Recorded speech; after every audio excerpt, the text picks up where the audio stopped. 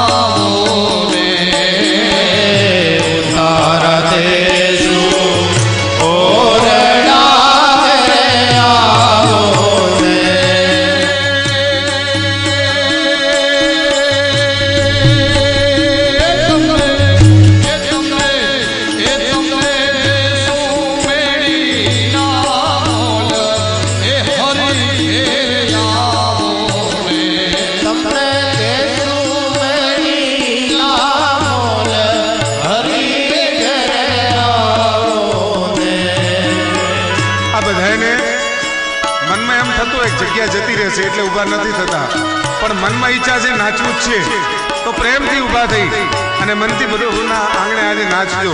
ઠાકોરજી પધારે છે.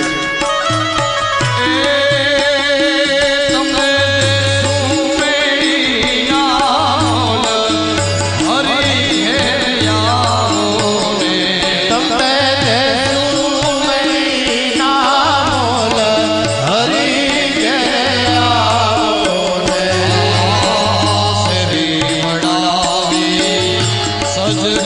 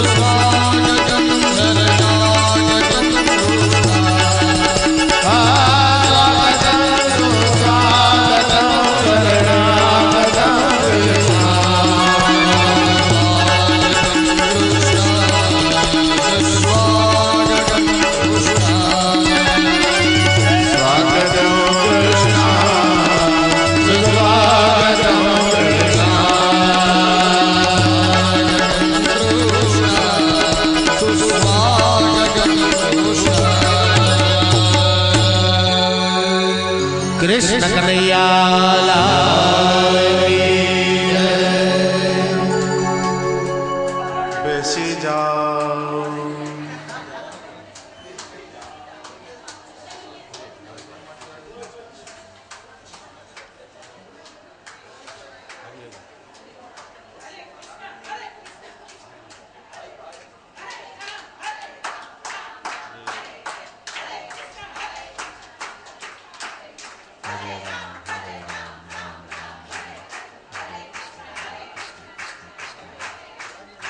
ખમા મારી ખમા.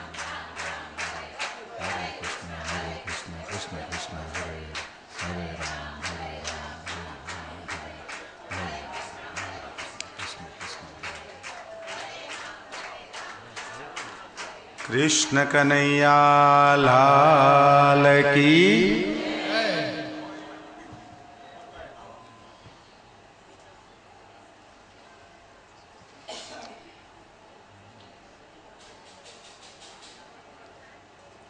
ભગવાન કૃષ્ણ આજે પધાર્યા છે દ્વારિકામાં. આ બધા ખૂબ આનંદ થયો.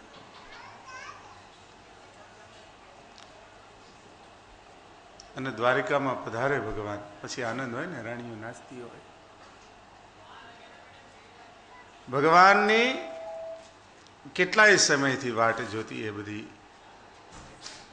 એ ખાલી સ્ત્રીઓ નહીં, એ આખી દ્વારિકા પૂરી, એ દ્વારિકા આખી નગરી ભગવાનની રાહ જોતી હતી. અને ભગવાને આવી. જ્યારે ભગવાન દ્વારિકા નગરીમાં પહોંચ્યા ત્યારે ભગવાનને એમ થયું કે હું જાઉં તો ક્યાં પહેલો. એટલે ભગવાન પોતે નથી ગયા.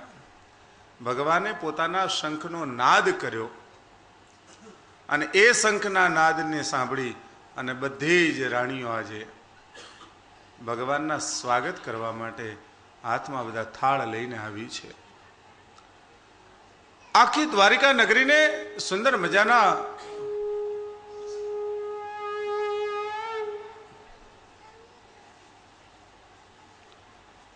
બધા મોજમાં આવી ગયા લાગે છે. બોલો કે હું કઈક કરું, બોલો કે હું કરું ભાઈ, હું કથા કરું કે નહીં.